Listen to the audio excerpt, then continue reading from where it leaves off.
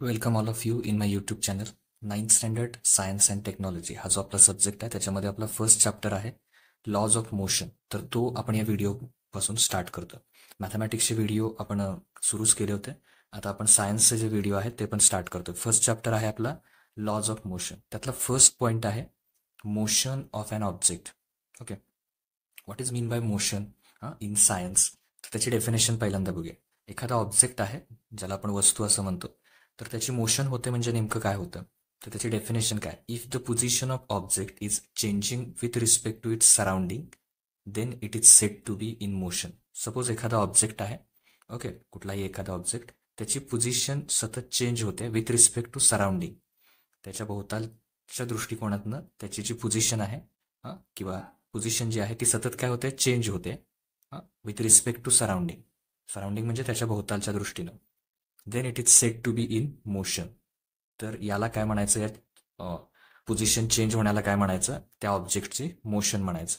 जसं की रनिंग. बघा, रनिंग करत असताना आपण आपली पोझिशन सतत काय होत असते, चेंज होत असते. Okay, cycling, jumping, swimming. Okay, then eating, drinking, playing, writing, typing, moving cars, throwing a ball. These are examples of motions.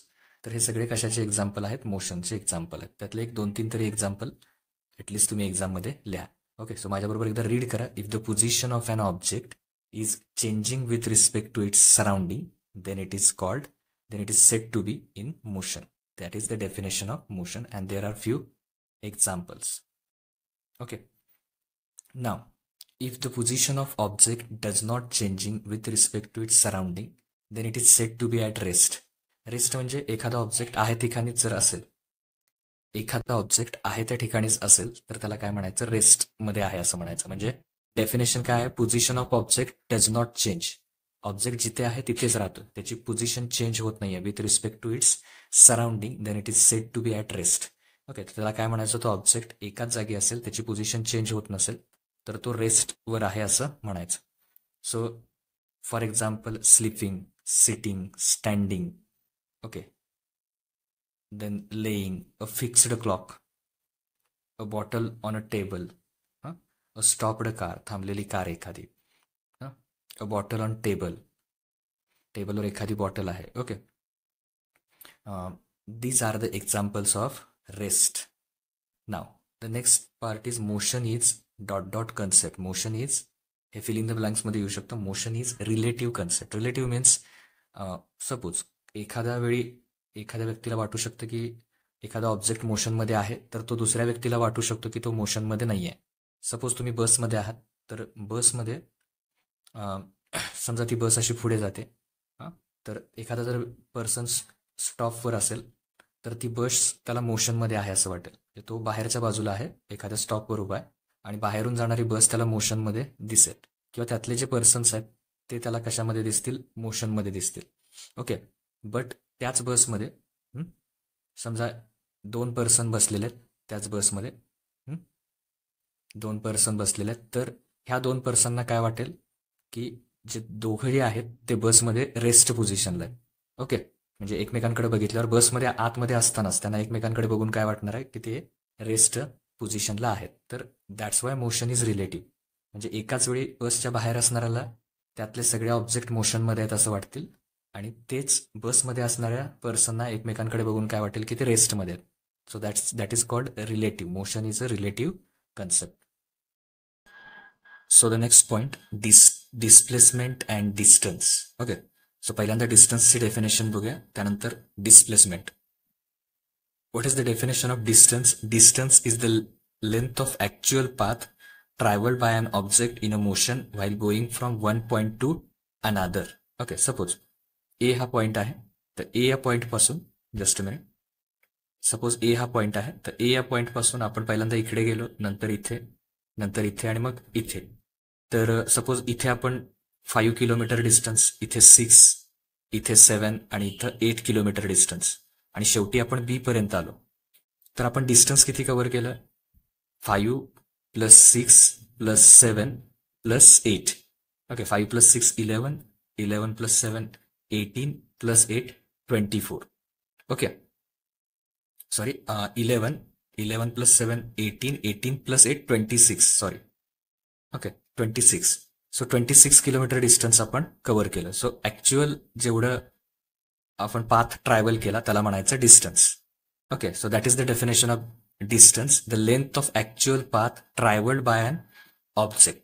जेवढं ऍक्च्युअल लेंथ आपण ट्रॅव्हल केली एका पॉइंट पासून दुसऱ्या पॉइंट पर्यंत जाताना त्याला म्हणायचं डिस्टन्स. नाव सेकंड, डिस्प्लेसमेंट. काय फरक आहे बघूया.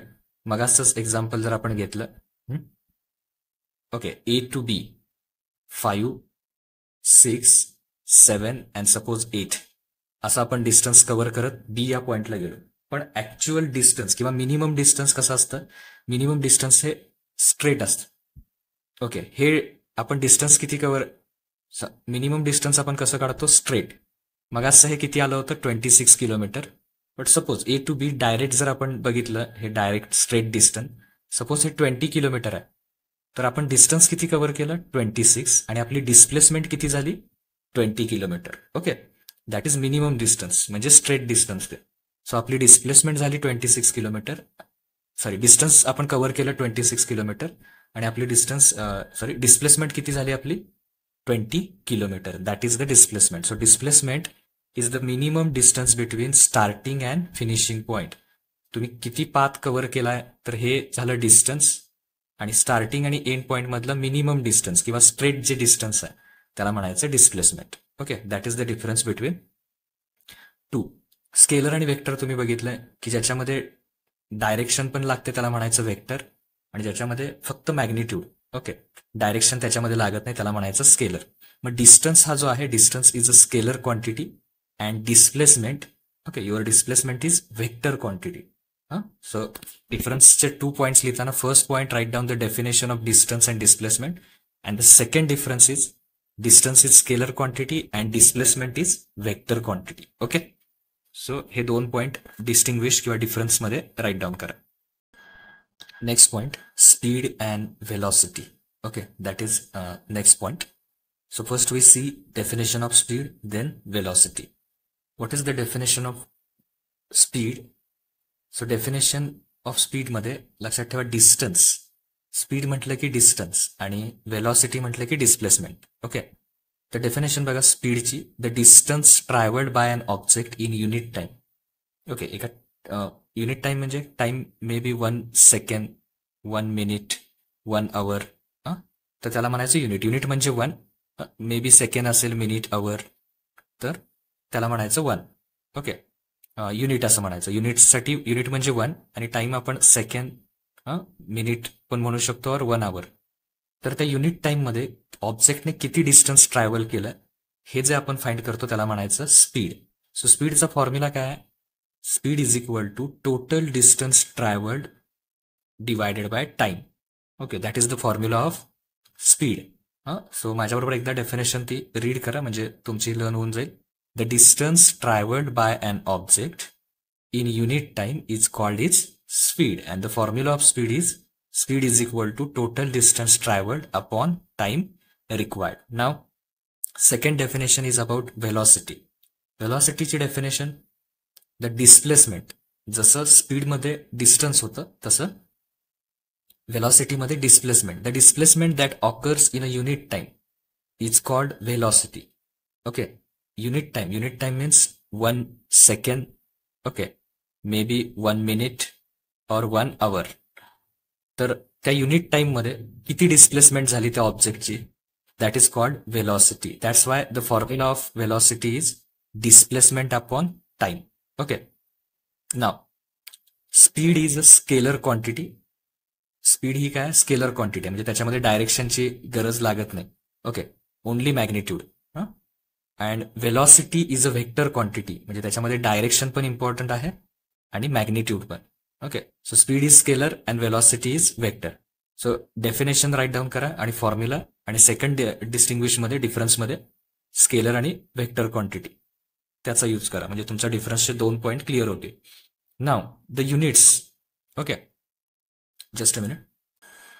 The units of speed and velocity are same. Okay, speed आणि व्हेलॉसिटी याचे जे युनिट्स आहेत, युनिट्स म्हणजे काय, त्याच्यामध्ये ते मेजर केलं जातं. तर स्पीड आणि व्हेलॉसिटीचे युनिट्स सेम आहेत. Okay, so in SI system मध्ये स्पीड आणि व्हेलॉसिटीचं युनिट काय आहे? Metre per second. Okay, SI system मध्ये दोघांचं युनिट काय आहे? Metre per second. आणि CGS मध्ये काय आहे त्यांचं दोघांचं unit? Centimetre per second. SI मध्ये speed व्हेलॉसिटीचं unit metre per second आणि CGS मध्ये दोघांचं युनिट काय सेम आहे? Centimetre per second. Okay, so हे तुम्ही पॉइंट्स हे करू शकता. आता आणखीन टेक्स्टबुकमध्ये इम्पॉर्टंट पॉईंट दिलेत. If motion is along a straight line the values of speed and velocity are same. Okay, जर एखाद्या ऑब्जेक्टची मोशन स्ट्रेट लाईन मध्ये होत असेल, सरळ स्ट्रेट, तर त्यावेळी स्पीड असू दे और व्हेलॉसिटी हे दोन्ही पण काय असतात? सेम असतात, इक्वल असतात. अदरवाईज जर त्यांची डायरेक्शन अपोजिट असेल किंवा डिफरंट डायरेक्शन असेल, then that time they are different. त्यावेळी ते वेगवेगळे असतात. Now the first scientist measure the speed as distance per unit time was Galileo. ज्यानं स्पीड मेजर केलं डिस्टन्स पर युनिट टाइम, तो सायंटिस्ट कोण? Galileo. The speed of sound. Okay, speed of sound. साऊंडचं speed कसं असतं? 343.2 metre per second. That is the speed of sound. Okay, and speed of light. Speed of light is 3 into, हे असं actually, हे तुम्हाला 110 वाटेल, race to 8 आहे. 3 into 10 raise to 8 metre per second, म्हणजे 3 वर एवढ्या 80 इतके मीटर पर सेकंड. हे त्याचं काय आहे? किंवा किलोमीटरमध्ये म्हटलं तर 3 lakh kilometre per second. Okay, ही त्याचं काय आहे? स्पीड आहे लाईटचं. ओके, इन जनरल जर म्हटलं ही व्हॅल्यू किती आहे? 3 लाख. ओके, किलोमीटर, हे मीटरमध्ये त्याचं कन्वर्ट केलं मी, kilometre per second. That is the speed of light. So 10 raise to 8 metre per second. Okay, so ते नोट करा, 10 रेस टू 8 असं तुम्ही नोट करा, त्याच्यात करेक्शन करा त्याच्यामध्ये. The speed of revolution of earth around the sun is 29,770 metre per second. Earth ज्या स्पीडनं सनभोवती रोटेट होते, ओके, ते स्पीड किती आहे? 29,770 metre per second. Okay, so next one, if uniform speed. तर याची डेफिनेशन आपण बघणार आहोत. खरं तर हा एक नवीन पॉइंट इथे हवा होता, definition of uniform speed and non uniform speed. तर हा पॉइंट नोट करा आणि मग याचे जे डेफिनेशन्स आहेत ते इथं बघूया. If an object covers equal distances in equal interval of time, equal time intervals, it is said to be moving with uniform speed. Okay, suppose प्रत्येक आवरला 1 आवर, 2, 3, 4. तर समजा फर्स्ट आवर मध्ये त्या ऑब्जेक्टनं 10 किलोमीटर डिस्टन्स, सेकंड आवर मध्ये पण 10 kilometre, third मध्ये पण 10 किलोमीटर, फोर्थ आवर मध्ये पण 10 किलोमीटर. तर असे जर डिस्टन्स कव्हर केले, म्हणजे पहिल्यांदा 10 गेला, 10 + 10 20, नंतर 30, नंतर 40 डिस्टन्स कव्हर केलं त्यानं. ओके, प्रत्येक वेळी 10 10 10 ऍड करत गेलो आपण. तर अशा वेळी जर डिस्टन्स कव्हर केलं, ओके, तर इक्वल डिस्टन्स कव्हर केलं इक्वल टाइम इंटरवल मध्ये, so it is said to be moving with uniform speed. Okay, if object covers equal distances in equal time intervals, याची डेफिनेशन बघा. It is said to be moving with uniform speed. म्हणजे equal distance जर equal time intervals मध्ये cover केला त्या ऑब्जेक्टने, तर त्याला म्हणायचं की तो ऑब्जेक्ट युनिफॉर्म स्पीड मध्ये मूव्ह होतोय. Okay, and object in uniform motion covers equal distance in equal interval of time. He definition आहे त्याची. Thus the graph between distance and time. Okay, so this is distance and this is time. Then graph between distance and time is straight line. Okay, so first hour मध्ये 10 असेल, नंतर 20, नंतर 30, 40. so त्याचा जर तुम्ही graph draw केला तर तो कसा येतो? स्ट्रेट लाईन येतो. सो इन शॉर्ट लक्षात ठेवा, युनिफॉर्म स्पीड मध्ये graph between distance and time is straight line. हे MCQ ला वगैरे विचारतील तुमचं. कसा असतो तो graph? Straight line. For example, त्याचं एक्झाम्पल कसं? Truck moving on a highway. Okay, वर जे ट्रक जातात तर ते एका स्पीडनं असे युनिफॉर्म स्पीडनं चाललेले असतात, ते एक येतं. And aeroplane travelling at a constant height and speed. एका पर्टिक्युलर हाईटला एरोप्लेनचं जे स्पीड असतं ते सुद्धा कसं असतं? युनिफॉर्म. ओके, युनिफॉर्म मोशन मध्ये तो असतो, युनिफॉर्म स्पीड असतं त्याचं. If object covers unequal distances in equal interval of times, it is said to be moving with non-uniform speed. आता समजा इथे first hour, second hour, third hour, 4 hour. Okay, तर पहिल्या आवर मध्ये 10 केलं डिस्टन्स, तर मे बी पुढच्या वेळी तो 15 डिस्टन्स कव्हर करेल, नंतर मे बी परत 12 करेल, ओके, मे बी 13. तर प्रत्येक आवर मध्ये म्हणजे पहिलं डिस्टन्स कव्हर केलं 10 प्लस 15 25 किलोमीटर पर्यंत गेला, परत पुढचा 12 37 प्लस 10 50 असा डिस्टन्सेस कव्हर केलाय, कधी 10 कधी 15 कधी 12 प्रत्येक आवर मध्ये, ओके. त्यामुळे इक्वल टाइम इंटरवल 1 आवरचाच आहे, पण डिस्टन्सेस बघा, कधी 10 कधी 15 कधी 12 कधी 13. तर अशा प्रकारच्या याला काय म्हणायचं, non uniform speed. If object cover unequal distances in equal interval of time, it is said to be moving with non-uniform speed. For example, the motion of vehicle being driven through heavy traffic. तर त्याचं example काय देता येईल, motion of vehicle being driven through heavy traffic. Traffic मध्ये ज्यावेळी एखादी vehicle, एखादी गाडी डिस्टन्स कव्हर करत असते, तर ते काही युनिफॉर्म स्पीड मध्ये नसतं, कधी स्पीड जास्त कधी कमी, तर नॉन युनिफॉर्म स्पीड असतं त्याचं, okay. Now next, positive, negative and zero. So next definition, acceleration. Okay. Acceleration. So what is acceleration? The rate of change of velocity is called acceleration. Velocity मध्ये जो change होते पर unit time, तर त्याला काय म्हणायचं, acceleration म्हणायचं. ही ऍक्सेलरेशनचा हा formula आहे, change in velocity and time divided by time T. म्हणजे ह्या एक्सप्रेशन वरनं तुमच्या लक्षात येईल ऍक्च्युअली ऍक्सेलरेशन म्हणजे काय. सपोज एखादा ऑब्जेक्ट आहे, त्याची इनिशियल म्हणजे सुरुवातीची वेलॉसिटी यू आहे, आफ्टर टी टाइम त्याची वेलॉसिटी झाली व्ही, म्हणजे वेलॉसिटी मध्ये त्याचं चेंज झालं. सुरुवातीची वेलॉसिटी यू होती आणि final velocity after time T time नंतर ती वेलॉसिटी किती झालेली आहे, व्ही. तर त्याच्या वेळी अशा वेळी ऍक्सेलरेशनला सिम्बॉल कुठला आहे, ए. ऍक्सेलरेशन पुढे जाऊन पण तुम्हाला तो लक्षात ठेवायचा, ऍक्सेलरेशन इज इक्वल टू ए. तर त्याचा फॉर्म्युला काय आहे, final velocity minus initial velocity divided by time. मग फायनल वेलॉसिटी काय होती, V, initial velocity u, so v minus u divided by time t, that is acceleration. त्याला काय म्हणायचं, acceleration म्हणायचं, okay. If the velocity of an object changes during certain time period, then it is said to have accelerated motion. एखादा object आहे, तर त्याची velocity changes सतत बदलते during a certain time period. ठराविक टाइम पिरियड नंतर त्या ऑब्जेक्टची वेलॉसिटी सतत काय होते, बदलते, तर अशा मोशनला काय म्हणायचं, ऍक्सेलरेटेड मोशन. आता चेंजिंग वेलॉसिटीनुसार ऍक्सेलरेशनचे मेन 2 टाइप्स आहेत, uniform acceleration and non uniform acceleration.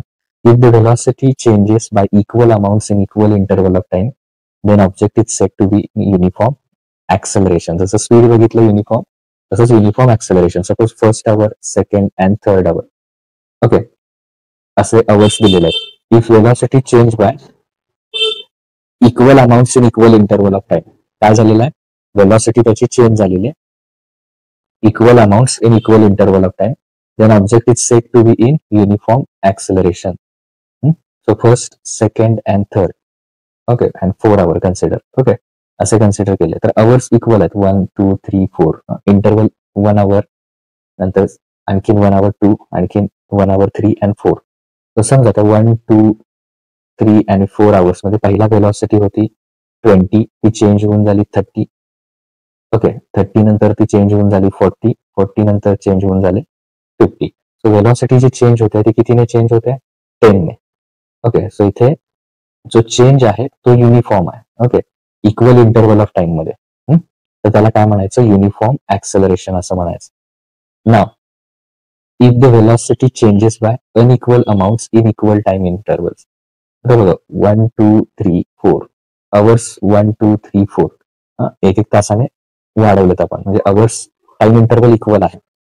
मग आता फर्स्ट आवर मध्ये सपोज वेलॉसिटी 10 आहे, तर ती नंतर इन्क्रीज होऊन 20 झाली, नंतर 25, नंतर 36. तर इथे काय होतं, जो वेलॉसिटी चेंज आहे, इथं 10चा चेंज आहे, इथं 5चा चेंज आहे, इथं 11चा चेंज आहे वेलॉसिटीचा. तर अनइक्वल चेंज आहे इक्वल इंटरवल ऑफ टाइम मध्ये. टाइम इंटरवल इक्वलच आहे, 1 आवरचाच गॅप आहे, बट जो चेंज होतो वेलॉसिटी मध्ये तो अनइक्वल आहे. तर त्याला काय म्हणायचं, ऑब्जेक्ट कुठल्या ऍक्सेलरेशन मध्ये आहे, नॉन युनिफॉर्म ऍक्सेलरेशन. आता ऍक्सेलरेशनचे आणखीन 3 टाइप सांगितले, positive, negative and zero acceleration. एखादा ऑब्जेक्ट असेल तर त्याचे दोन्ही असतात, पॉझिटिव्ह आणि निगेटिव्ह दोन्ही ऍक्सेलरेशन असतात. तर पॉझिटिव्ह ऍक्सेलरेशन कधी बघूया, if the velocity of an object increases. जर ऍक्सेलरेशन मध्ये व्हेलॉसिटी इन्क्रीज पण होऊ शकते, डिक्रीज पण होऊ शकते. जर ऍक्सेलरेशन मध्ये व्हेलॉसिटी इन्क्रीज होत असेल तर त्या ऍक्सेलरेशनला काय म्हणायचं, पॉझिटिव्ह ऍक्सेलरेशन. इन दिस केस, या केसमध्ये काय होतं, acceleration is in the direction of velocity. Positive acceleration मध्ये जिकडं व्हेलॉसिटी आहे तिकडेच काय असतं, ऍक्सेलरेशन असतं. म्हणजे दोघांची डायरेक्शन सेम असते. when velocity of object decreases with time, तर व्हेलॉसिटी काय होत असेल, डिक्रीज होत असेल विथ रिस्पेक्ट टू टाइम, त्याला काय म्हणायचं, निगेटिव्ह ऍक्सेलरेशन म्हणायचं. Okay, negative acceleration is also called deceleration. Negative ऍक्सेलरेशनला काय म्हटलं, डिसेलरेशन असं म्हटलं. Its direction is opposite to the direction of velocity. Suppose velocity या डायरेक्शनला असेल तर जे ऍक्सेलरेशन आहे ते बरोबर त्याच्या अपोजिट डायरेक्शनला असेल. If the velocity of object does not change with the time, तर व्हेलॉसिटी चेंज झाली नाही त्या ऑब्जेक्टची, नो चेंज इन व्हेलॉसिटी, जेवढी इनिशियल व्हेलॉसिटी आहे तेवढीच फायनल व्हेलॉसिटी असेल, तर अशा वेळी ऍक्सेलरेशन काय म्हणायचं, it has a zero acceleration. त्याला कसलं ऍक्सेलरेशन म्हणायचं, that is called zero acceleration. Okay, these are type of acceleration. तर इथे आपण पॉझिटिव्ह, निगेटिव्ह आणि झिरो ऍक्सेलरेशन बघितलं. ओके, नेक्स्ट पार्ट बघूया आता. Next part, equation of motion using graphical method. Graphical मेथडचा यूज करून एकूण 3 इक्वेशन आहेत, इक्वेशन ऑफ मोशन न्यूटनचे, तर ते आपण डिराईव्ह करायचे. तर त्याच्यामध्ये स्टार्टिंगला आपण असं लिहायचं, suppose an object in motion along a straight line. एक ऑब्जेक्ट आहे तो मोशन मध्ये, स्ट्रेट लाईन मध्ये, त्याची इनिशियल व्हेलॉसिटी u आहे आणि फायनल व्हेलॉसिटी त्याची v आहे आफ्टर टाइम t. म्हणजे सुरुवातीची त्याची व्हेलॉसिटी u, लास्टची velocity v after time interval t, due to acceleration e and its displacement is s. Okay, ज्याचं ऍक्सेलरेशन काय आहे, तर ए आहे ऍक्सेलरेशन, ज्याची की आपण डेफिनेशन किंवा फॉर्म्युला बघितला, v upon u divided by t, हे ऍक्सेलरेशन. आणि डिस्प्लेसमेंट किती झाली आहे त्याची, s. ओके, असं जर असेल तर एकूण 3 इक्वेशन ऑफ मोशन आहेत. तर ते कोणकोणते आहेत बघूया आपण. टेक्स्टबुक मध्ये दिलेले आहेत, त्याचाच मी स्क्रीनशॉट इथे दिलेला आहे तुम्हाला. v is equal to u plus at, हे फर्स्ट इक्वेशन आहे, v is equal to u plus at. आणि हे कशामधलं रिलेशन डिफाईन करतं, velocity and time. these two velocities and t is a time. Now second equation आहे s is equal to ut plus 1/2 at square. तर हे कुणामधलं relation आहे, displacement s आणि टाइम t मधलं रिलेशन. Second is displacement and time, and third is v square is equal to u square plus 2as. हे third equation आहे, जे कशामधलं, डिस्प्लेसमेंट अँड व्हेलॉसिटी. लक्षात घ्या, फर्स्ट जे इक्वेशन आहे ते कुणामधलं रिलेशन डिफाईन करतं, व्हेलॉसिटी अँड टाइम. इनिशियल आणि फायनल जी काय असेल ते velocity and time. Second equation displacement and time. Okay, yes, that is displacement and time. आणि लास्ट वन डिस्प्लेसमेंट यस आणि व्हेलॉसिटीज इनिशियल आणि फायनल uv, यांच्यामधलं ते रिलेशन आहे. ओके, तर हे 3 लक्षात ठेवा, कोण कशाचं रिलेशन डिफाईन करते ते. आता इक्वेशन हे कसे आले ते ग्राफिकल मेथडने आपण समजून घ्यायचं. त्यासाठी आपल्याला हा ग्राफ आहे, हा रफ सुद्धा काढला तरी चालेल तुम्ही. Shows figure 1.9 shows the change in velocity with time uniformly accelerated object. आता बघा, इथे एक्स ऍक्सिस वर टाइम आहे आणि वाय ऍक्सिस वर व्हेलॉसिटी आहे. जसं जसं टाइम इन्क्रीज होईल तशी तशी व्हेलॉसिटी युनिफॉर्म काय होते, त्याची इन्क्रीज होत जाते. ओके, तो ग्राफ आहे त्याचा. तो ऑब्जेक्ट कुठून स्टार्ट होतोय, ऑब्जेक्ट स्टार्ट फ्रॉम डी, की जिथे त्याची व्हेलॉसिटी u आहे. Okay, velocity u on a graph, it's velocity keep increasing after time t. आता बघा, टी हा एवढा टाइम झालेला आहे, तर टी टाइम पर्यंत तो बी या ठिकाणी गेला. ऑब्जेक्ट कुठे गेला, यू पासून बी पर्यंत टी टायमिंग मध्ये. त्यावेळी त्याची व्हेलॉसिटी किती झालेली आहे, व्ही झालेली. ओके, बी या पॉइंटला व्हेलॉसिटी किती झाली, व्ही. म्हणजे यू ची व्हेलॉसिटी व्ही झाली आणि टाइम किती लागला त्यासाठी, टी. एक्स ऍक्सिस वर टाइम आहे आणि कुठे रीच झाला तो, डी पासून बी पर्यंत. ओके, आता इथे बघा, initial velocity of an object, तर ती किती आहे, यू म्हणजे केवढं डिस्टन्स, तर ओ टू डी म्हणजे हा यू आहे. Okay, U is equal to O D. Then second one, V velocity, final velocity किती आहे, O to V, O to C हा व्ही आहे फायनल व्हेलॉसिटी. ओके, कारण वाय ऍक्सिसवर हा जो वाय ऍक्सिस आहे तर त्याच्यावर काय आहे व्हेलॉसिटी आहे. तर O2C ही काय आपली फायनल व्हेलॉसिटी, ही इनिशियल व्हेलॉसिटी. टाइम एक्स ऍक्सिसवर टाइम आहे, टी हा टाइम कुठल्या पॉईंट पर्यंत आहे ई, ते O2E हे काय आपलं टी आहे, टी इज इक्वल टू ओई O2E. मग आता ऍक्सेलरेशनचा फॉर्म्युला आपण मगाशी वरती बघितला, acceleration A is equal to change in velocity upon time. Okay, change in velocity म्हणजे final minus initial divided by time. तर याच्यामध्ये फायनल व्हेलॉसिटी किती आहे व्ही, व्ही म्हणजेच कोण घेणार आपण ओसी, तर तो ओसी इथे घेतलाय V minus you. Okay, V minus you, you म्हणजे कोण आहे ओडी, तर तो ओडी इथे घेतलाय आणि टाइम किती आहे टाइम टी. ओके, तो फक्त टी घेऊया, तो ओई घेण्याऐवजी ओसी मायनस ओडी. आता ह्याच्यामध्ये जर बघितलं आपण ओसी हा O2C, त्याच्यातून आपण काय मायनस करायचं आहे ओसी मायनस ओडी, म्हणजे हा खालचा ओडी मायनस करायचा, तर काय राहणार ओनली सीडी. तर ओसी मायनस ओडी काय राहणार सीडी. तर याचा आन्सर काय आलेला आहे इकडे आलेला आहे सीडी. ओके, तर सीडी आलेलं कन्फर्म करूया, म्हणजे इथे लिहूया, हे मायनस केल्यावर काय आलं सीडी. अपॉन मध्ये किती आहे टी, आणि इकडे ए म्हणजे काय ऍक्सेलरेशनला सिम्बॉल कुठला आहे ए, तर हा डिवाइड टी ए कडे जाऊन काय होईल मल्टिप्लाय होईल, म्हणजे सीडी इज इक्वल टू किती येणार आहे ए मल्टिप्लाय टी किंवा ए टी. त्यामुळे सीडी किती आलेला आहे तर CD is equal to A T. Okay, हे ओसी मायनस ओडी म्हणजे सीडी हे दाखवलेलं आहे. तर हे पहिल्यांदा आलं. आता इकडे आपण draw a line parallel to Y axis, Y ऍक्सिसला पॅरलल एक लाईन ड्रॉ करायची. ओके, हा जो आहे तो आपला वाय ऍक्सिस आहे, त्याला पॅरलल ही लाईन काढली आपण. Okay, this will be cross X axis, X ऍक्सिसला कुठे क्रॉस करते ही लाईन ई या पॉइंटला, हा जो ई पॉइंट आहे तिथे क्रॉस करते. Draw a line parallel to X axis passing through D, X ऍक्सिसला पॅरलल सुद्धा लाईन काढायची डी, आणि ती बीई ला कुठे इंटरसेक्ट होते ए मध्ये. आता from graph BE is equal to total BE कसा आहे बघा, बीई हा टोटल डीई तो कसा आहे तर A B, this A B plus next याच्यामध्ये हा ऍड करा A B plus AE. So total जो बीई आहे तो बीई किती आहे तर ए बी, हा ए बी प्लस बी, तेच इथे दिलेलं आहे A B plus B. Now BE B to E. Okay, just a minute, जर हे बघितलं हे बी टू ई डिस्टन्स म्हणजे इकडचा, हे डिस्टन्स किती आहे इकडचं व्ही, तर बी बीई म्हणजे किती आलं V, A B plus AE. Okay, A B plus A, तर ए बी म्हणजे काय घेऊया पुढचा इकडचा, ए बी म्हणजेच हा कोण त्याच्या पुढचा सीडी. ओके, आणि एई, एई म्हणजे पुढचा कोण घेऊया ओडी, समोरची साईड रेक्टँगलची, ते दोन्ही इक्वल आहेत, A B equal to CD A equal to OD. मग आता सीडी, सीडी ची व्हॅल्यू आहे 80, तर ती व्हॅल्यू इथे टाकली CD is equal to eddy.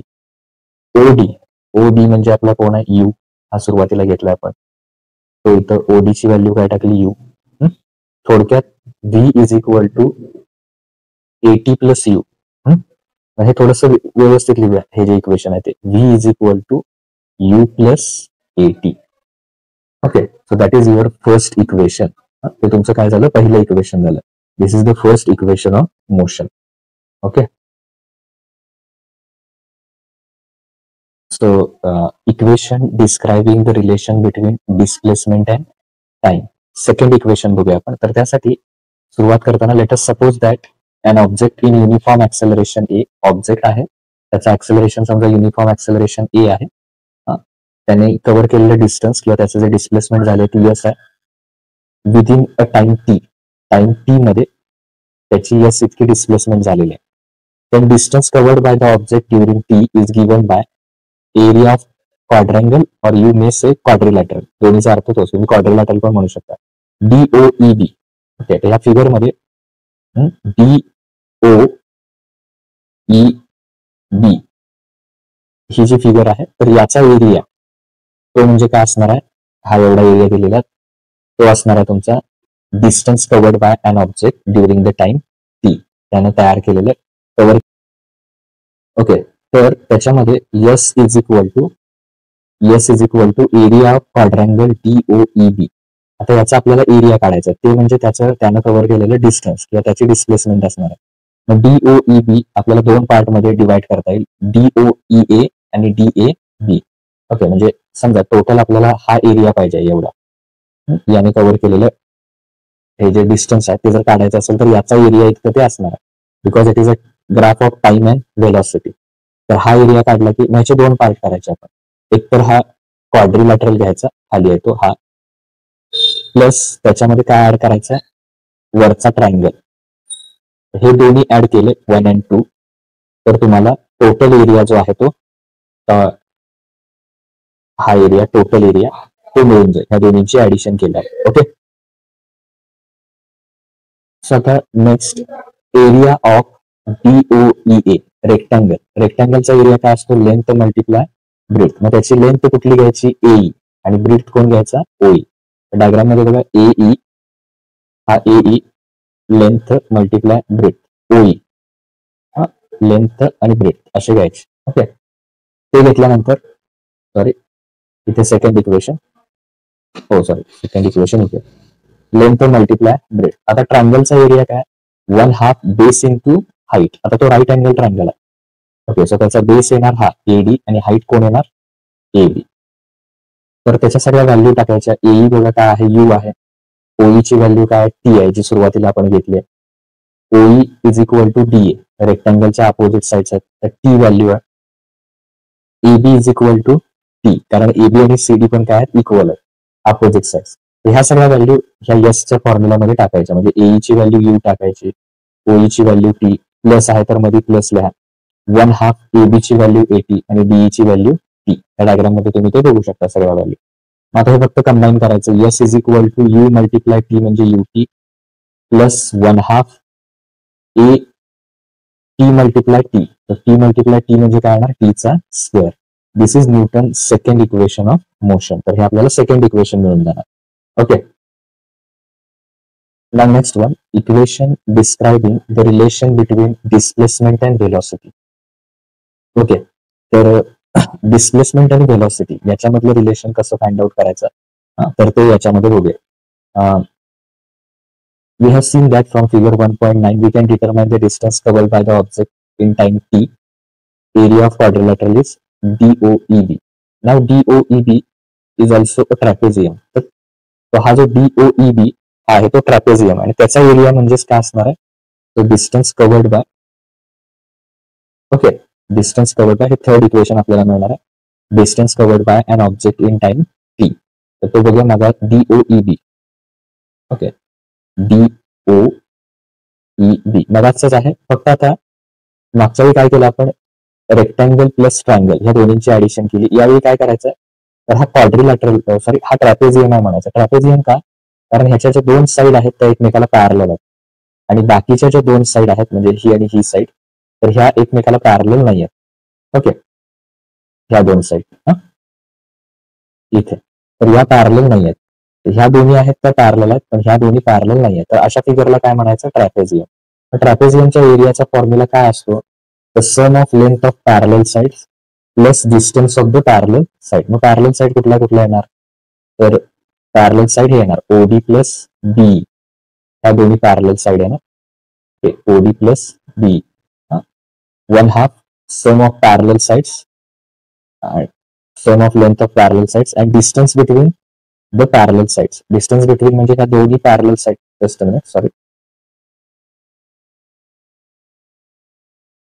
Minute, इथे डिस्टन्स बिटवीन पॅरलल साइड, ही पॅरलल साइड आहे, ह्या दोन्ही यांच्यामधलं डिस्टन्स. तर हे घ्यायचं परपेंडिक्युलर. ते म्हणजे काय येणार आहे, distance between parallel side is OE. Okay, OE घ्यायचा. बघा डायग्राम मध्ये OE कुठं आहे तो. आम्ही DA म्हटलं, त्याच्याऐवजी काय म्हटलं OE, कारण ह्या दोन्ही अपोजिट साइड्स आहेत. DA घ्या किंवा OE घ्या. OE घेतलेलं बरं, कारण OE ची व्हॅल्यू आपल्याकडे T आहे. त्यामुळे ह्या दोन पॅरलल साइड्स मधला डिस्टन्स हे कोण असणार आहे, OE असणार आहे. ओके, तर ते त्या फॉर्म्युल्यात पुट करायचं आपण. कुठल्या, या फॉर्म्युल्यामध्ये. तर sum of parallel sides OE plus BE आणि distance between parallel side that is OE. आता OD ची व्हॅल्यू U पुट करूया, BE ची व्हॅल्यू V डायग्राम मध्ये आणि OE ची व्हॅल्यू T. ह्या सगळ्या व्हॅल्यू याच्यामध्ये पुट केल्या आपण. हे आलं एसचा फॉर्म्युला. बट ऍक्सेलरेशनचा फॉर्म्युला काय, A is equal to V minus U upon T. मग आता काय करायचं, हे इंटरचेंज करायचं.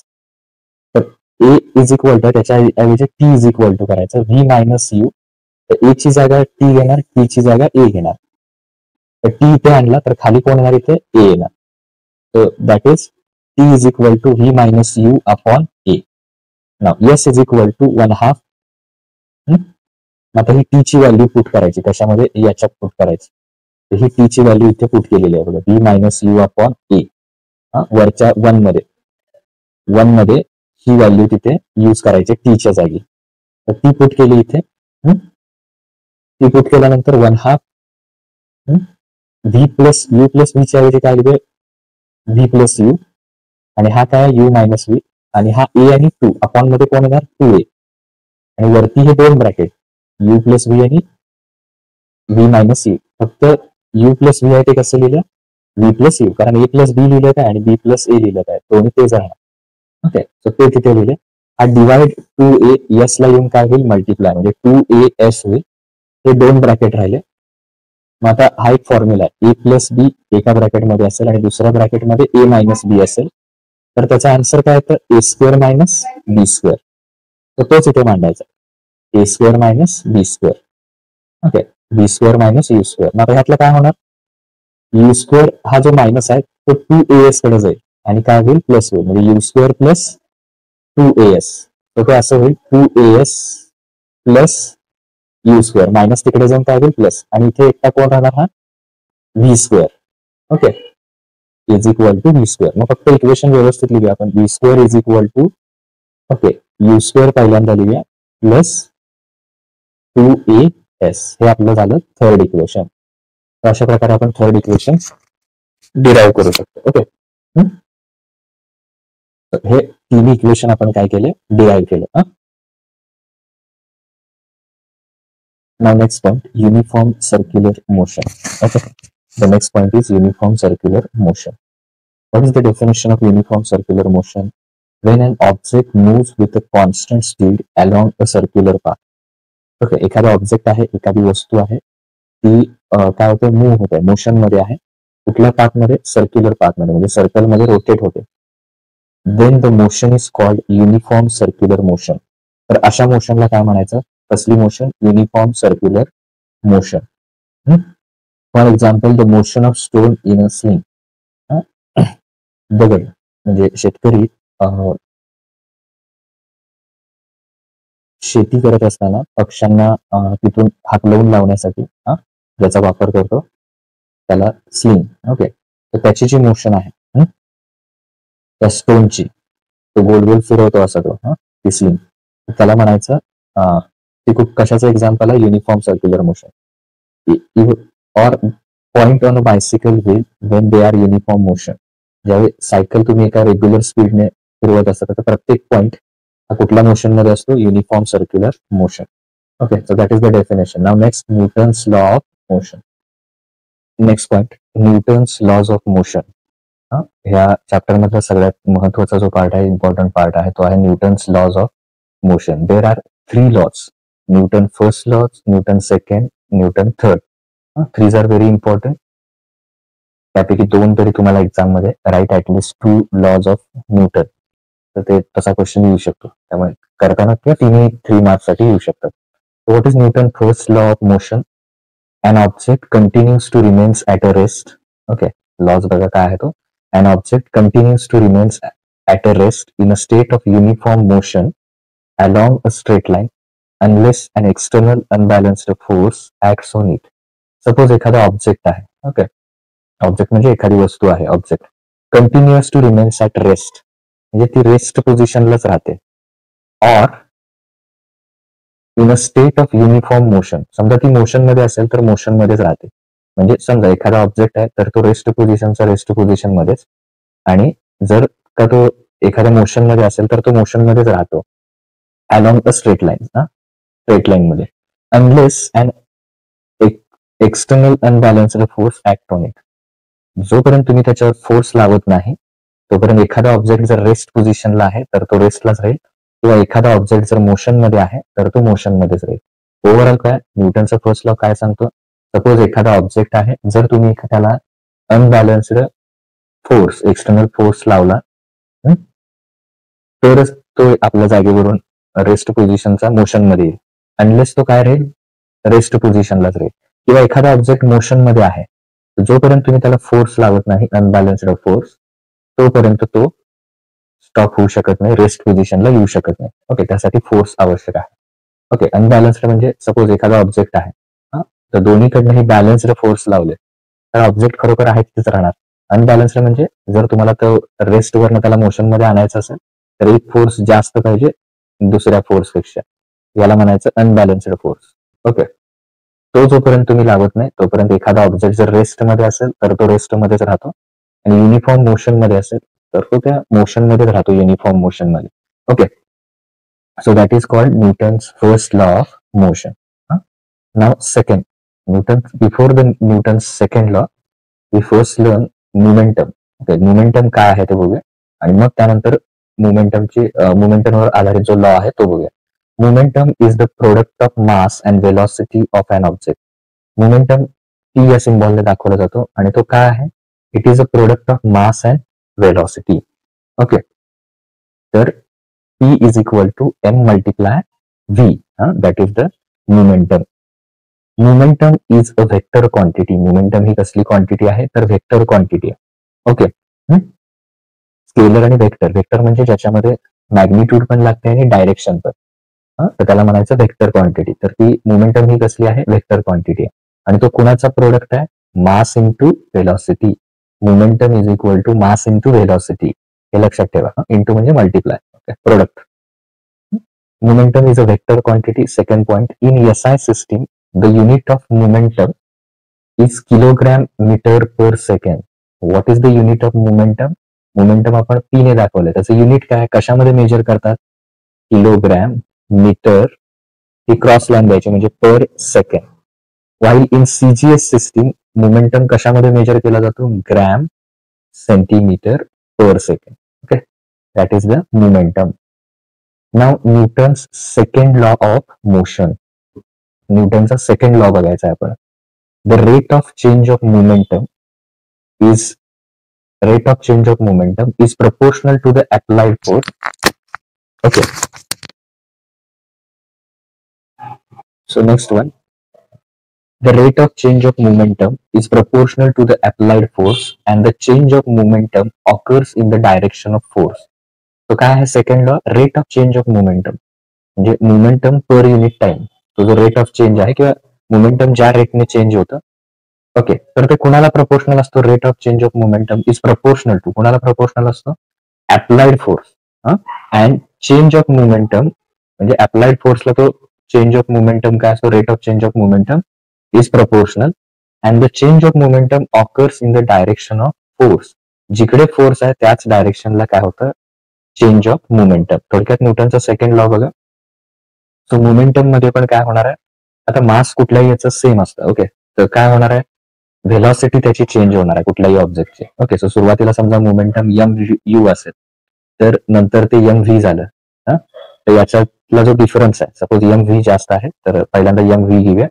Okay, just a minute. M V, okay, last momentum, before that M U, तर डिवायडेड बाय टी, तर याला म्हणायचं रेट ऑफ चेंज.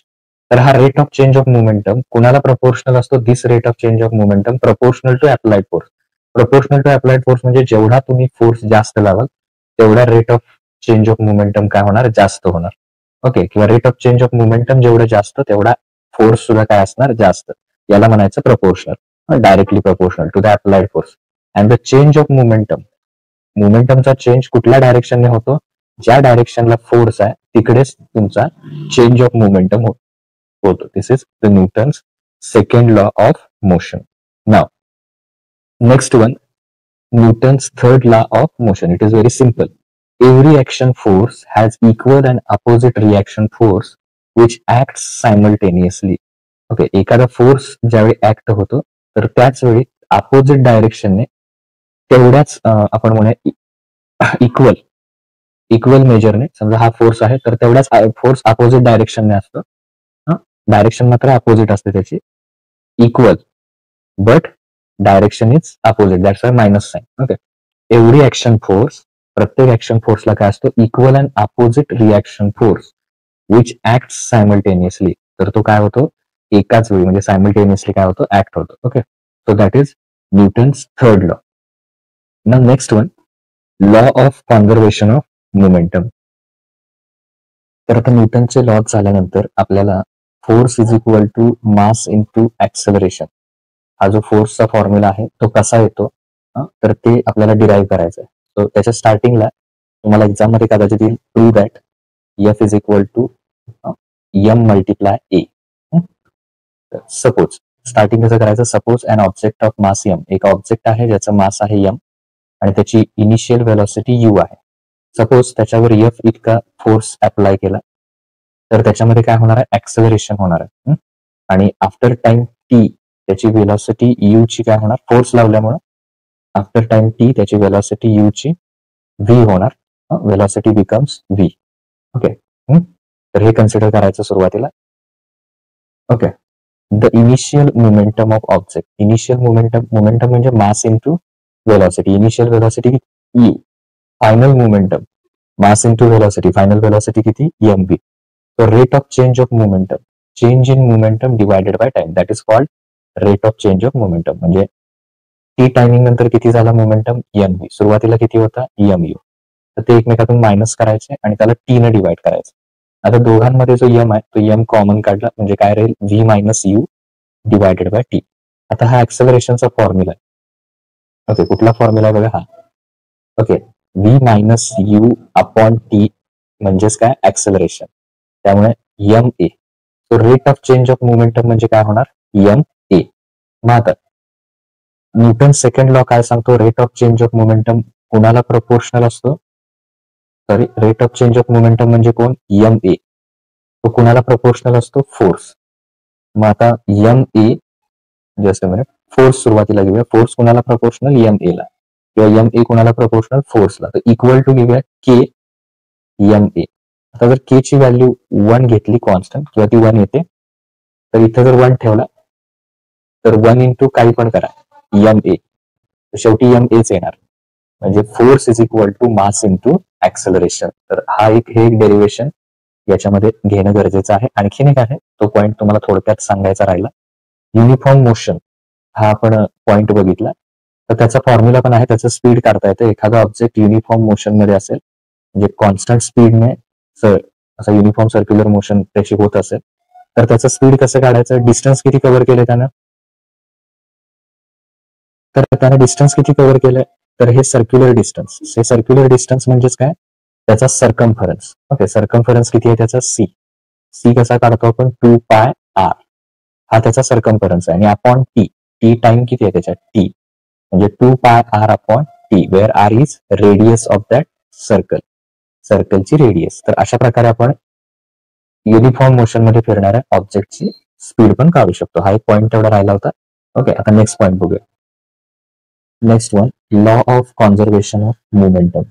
हा लॉ आपण बघणार, law of conservation of momentum. आताच आपण न्यूटनचे लॉ बघितले, तसा हा शेवटचा आहे या टेक्स्टबुक मधला लॉ.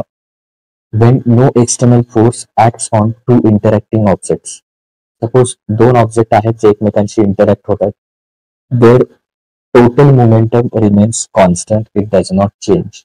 ओके, जे टोटल मोमेंटम आहे दोन ऑब्जेक्टचं ते कॉन्स्टंट राहतं, ते चेंज होत नाही.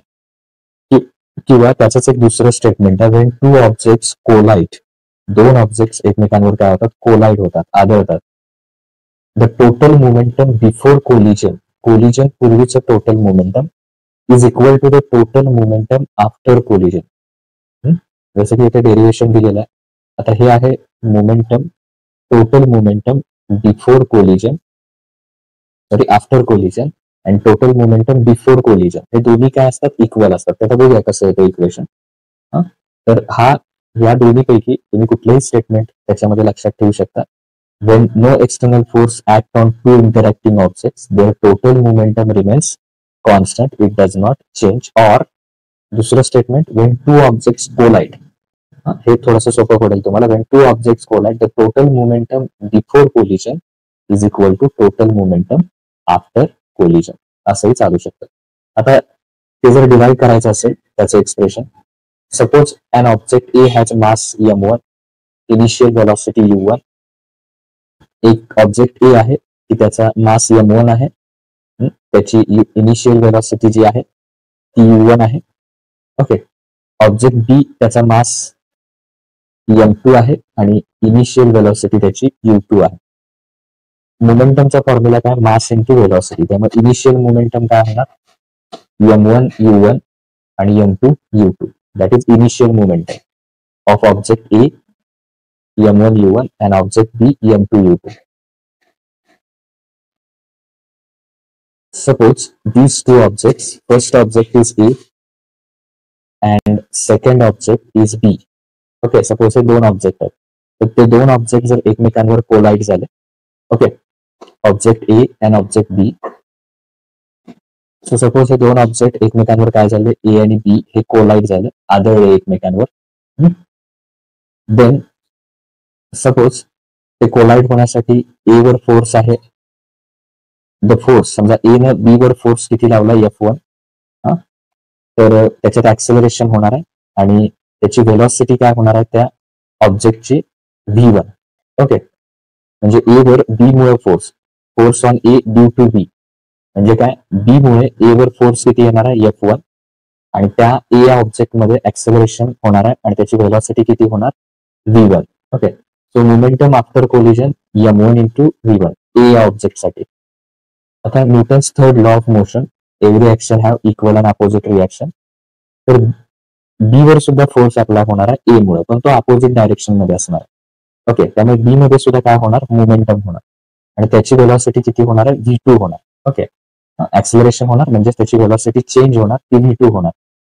तर आताचा लॉ काय बघितला आपण, momentum of B after collision is, किंवा momentum of B after collision is m2 v2. त्याचं मोमेंटम झालं आणि हे फोर्स कसे असणार, इक्वल असणार बट अपोजिट डायरेक्शन मध्ये, त्यामुळे निगेटिव्ह येणार. ओके, तर ह्या फोर्स साठी काय आहे, F2 साठी फोर्सचा formula mass into acceleration. Okay, हा एक फॉर्म्युला आहे mass into acceleration.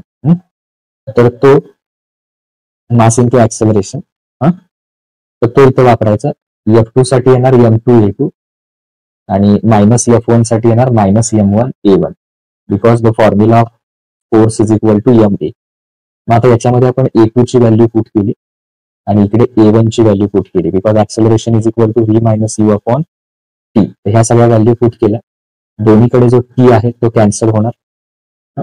Equal equation मध्ये दोन्ही साईडला तेच नंबर असतील, त्याच पोझिशनला अपॉन टी आहे दोन्हीकडे, तो एकमेकाला कॅन्सल होईल. तो कॅन्सल झाल्यानंतर ह्या m2 ने प्रत्येकाला आतमध्ये मल्टिप्लाय करायचं, म्हणजे m2 v2 परत m2 u2.